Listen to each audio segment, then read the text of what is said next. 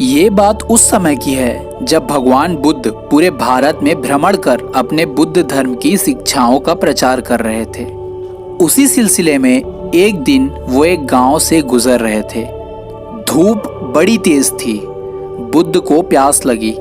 वो एक पेड़ के नीचे बैठे और उन्होंने अपने शिष्य को पानी लाने के लिए कहा। शिष्य कुएं की तलाश में था, लेकिन उस गांव में एक भी कुआं नहीं था। तभी दूर पर एक नदी बह रही थी। वो शिष्य पीने के लिए पानी लेने उस नदी के तट पर पहुंचा, लेकिन उसने देखा कि उस नदी में लोग नहा रहे हैं और अपने कपड़े धो रहे हैं, जिस वजह से उस नदी का पानी काफी दूषित हो चुका था।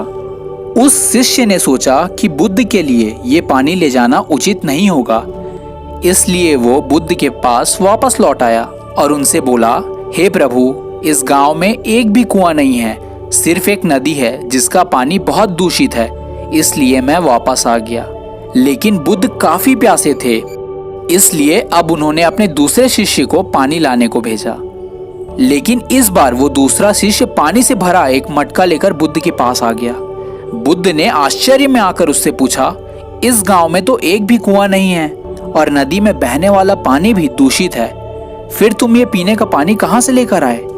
शिष्य ने जवाब दिया, हाँ प्रभु, उस नदी का पानी वाकई काफी दूषित था, परंतु जब सभी लोग वहां से अपना अपना काम करके चले गए तो मैंने कुछ देर वहीं रुककर पानी में मिली गंदगी के नीचे बैठने का इंतजार किया।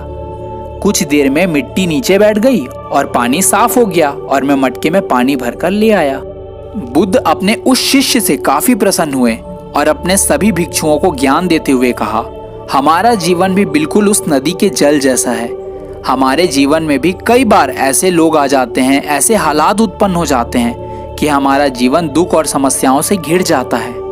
तब उन हालातों में हमारे विचार गंदे हो जाते हैं, हम नकारात्मक हो जाते हैं और हम उन हालातों में कुछ गलत निर्णय ले लेते हैं या कुछ गलत कदम उठा लेते हैं। लेकिन उस समय हमें बिल्कुल शांत होकर धैर्य से काम लेना है और धीरे धीरे वो बुरा समय भी उस जल में पड़ी दूषित मिट्टी की तरह हट जाता है और हमारा जीवन सुगम हो जाता है। दोस्तों, महात्मा बुद्ध ने इस कहानी में हमें कम शब्दों में बड़ी गहरी शिक्षा दी है। हमारे जीवन में भी एक ऐसा समय आता है जब परिस्थितियां हमारे विपरीत हो जाती है और हम दुखों से परेशान हो जाते हैं। उस समय हमें जल्दबाजी में कोई भी निर्णय नहीं करना है, हमें शांत मन से धैर्य रखना है और वो समय भी धीरे से उस पानी में पड़ी गंदगी के जैसे हट जाता है। उम्मीद करता हूँ इस कहानी से आपको काफी कुछ समझ आया होगा। आप सभी का तहे दिल से बहुत बहुत धन्यवाद।